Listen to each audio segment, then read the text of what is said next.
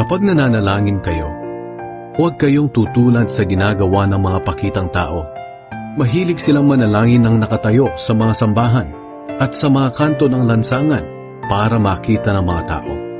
At kapag nananalangin kayo, huwag kayong gumamit ng maraming salita na wala namang kabuluhan tulad ng ginagawa ng mga taong hindi kumikilala sa Diyos. Akala nila ay sasagutin sila ng Diyos kung mahaba ang kanilang panalangin. Huwag niyo silang gayahin dahil alam na ng inyong Ama kung ano ang kailangan ninyo bago pa man ninyo ito hingin sa Kanya. Kaya manalangin kayo ng katulad nito.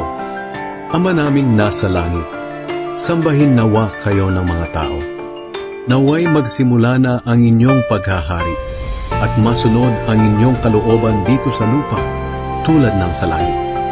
Bigyan niyo po kami ng aming pagkain sa araw-araw. Patawarin niyo kami sa aming mga kasalanan tulad ng pagpapatawad namin sa mga nagkasala sa amin.